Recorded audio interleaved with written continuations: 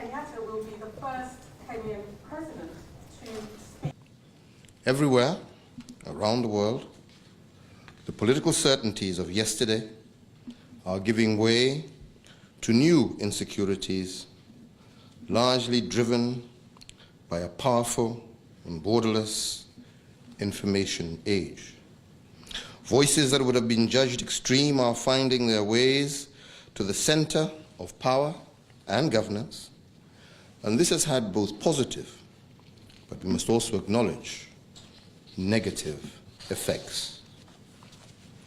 In a time like this, we leaders must seek stability, while at the same time undertaking ambitious efforts to shape a future that responds to the need of our people. That is the challenge of governing today. And this is a challenge on every continent.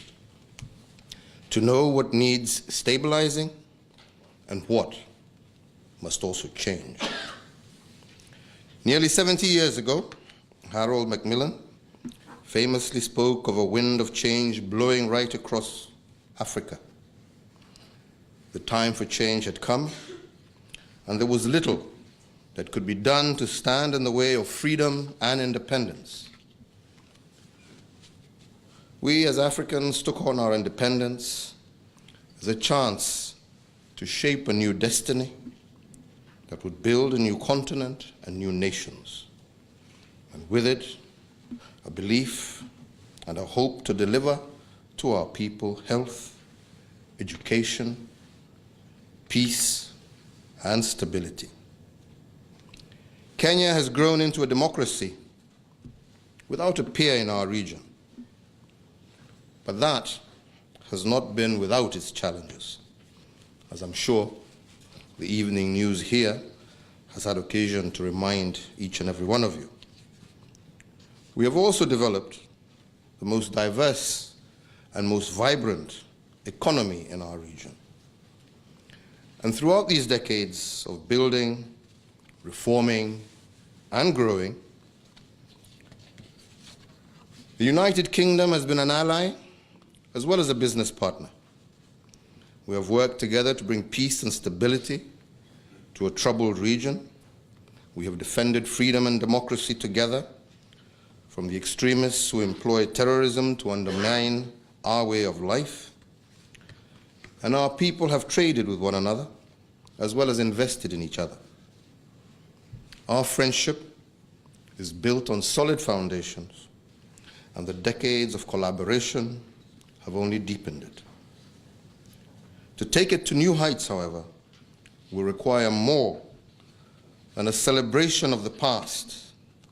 We must also better understand the winds of change that are sweeping across our continent and indeed the world today, so that we can craft a partnership that is more fit for purpose.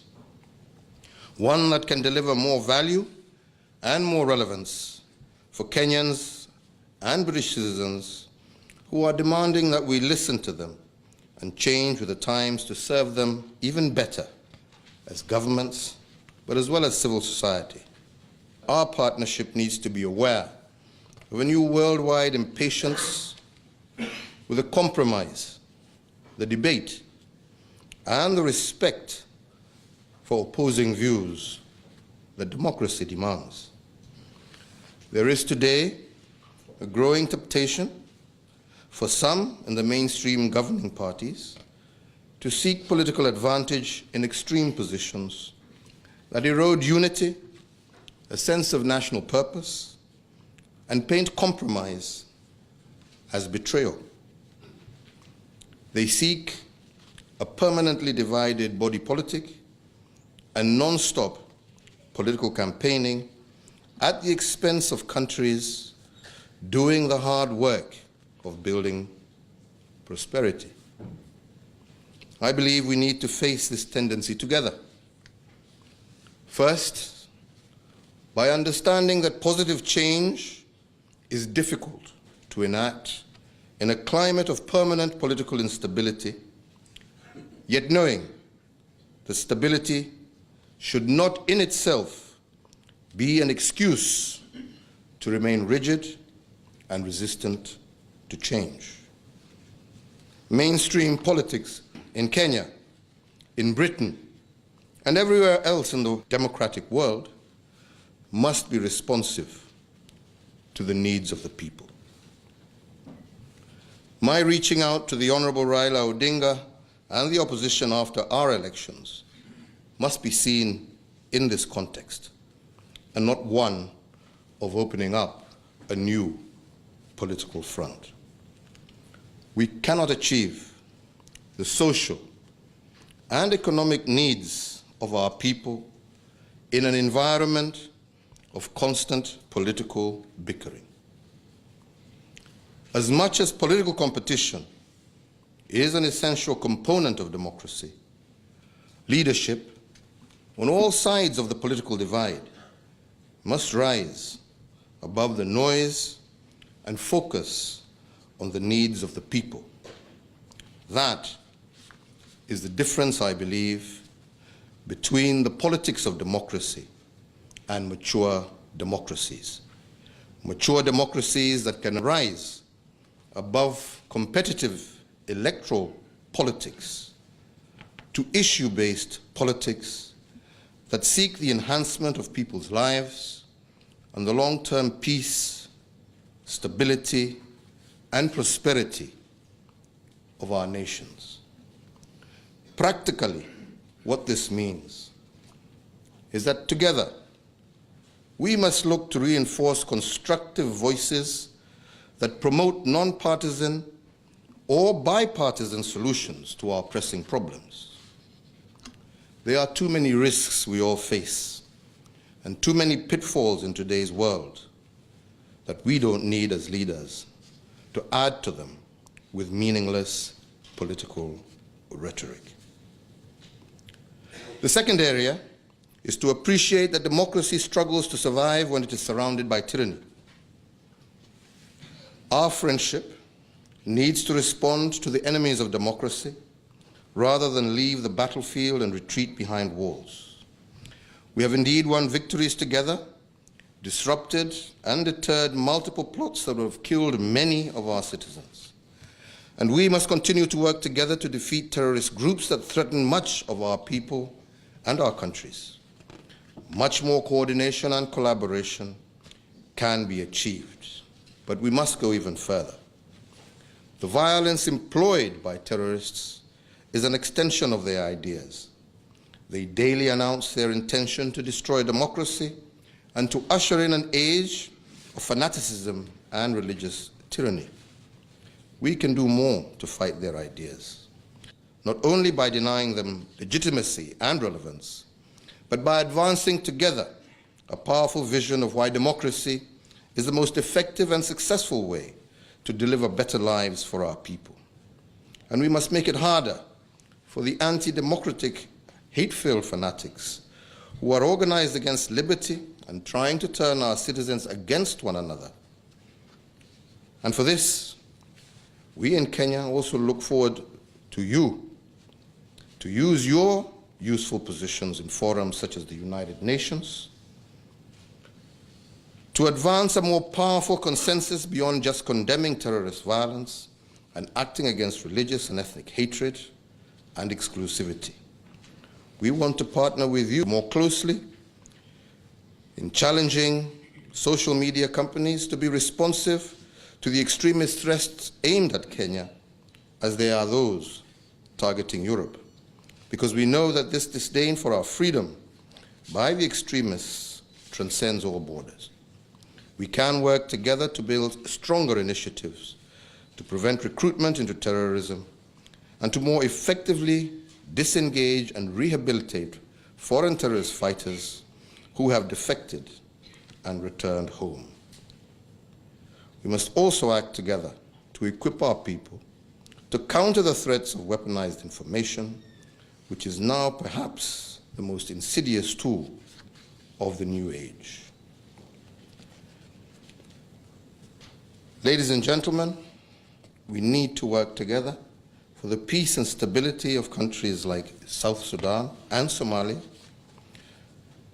that not only because of the problems they have, undermine their own ability to achieve peace, stability, and prosperity for their own people, but also act as havens to destabilize their neighboring countries.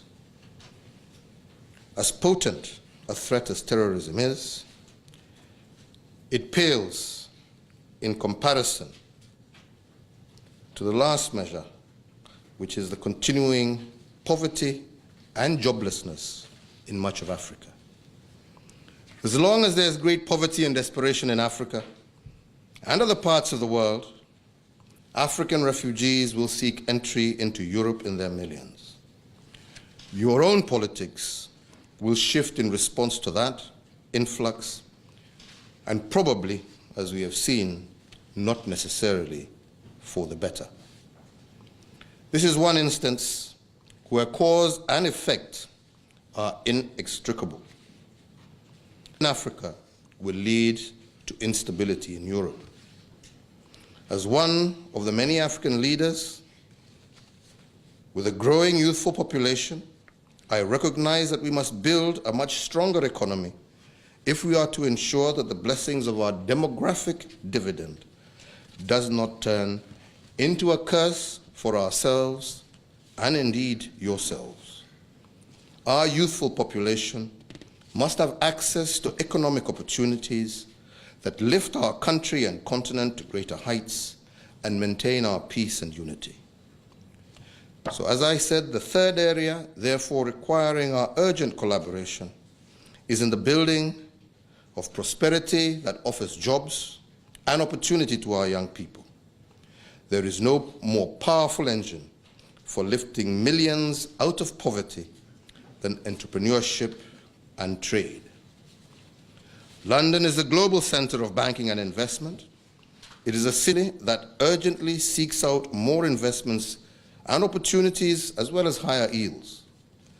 Kenya and East Africa as a whole is full of energetic and ambitious young people who can build goods and services for a rapidly growing middle class and population. We need to do more to lower the cultural, bureaucratic, and communications barrier to that investment. You can do more to support British investors making bets on big opportunities in Kenya. You can make it easier for Kenyan business people to travel to the UK.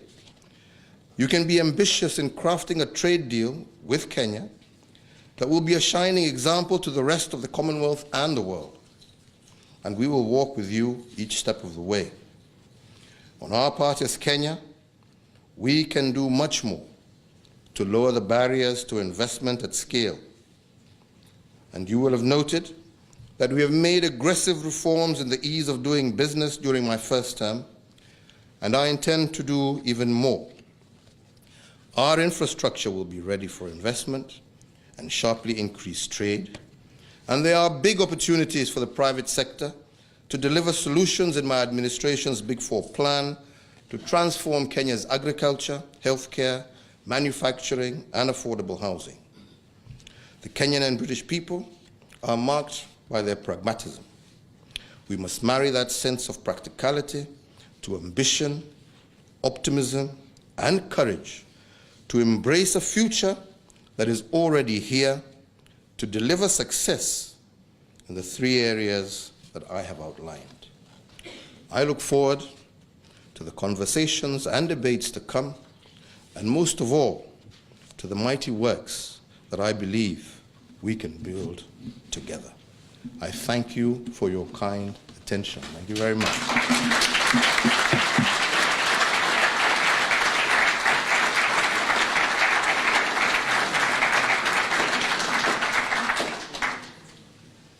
Mr. President, thank you very much. And I don't know what a gold star is.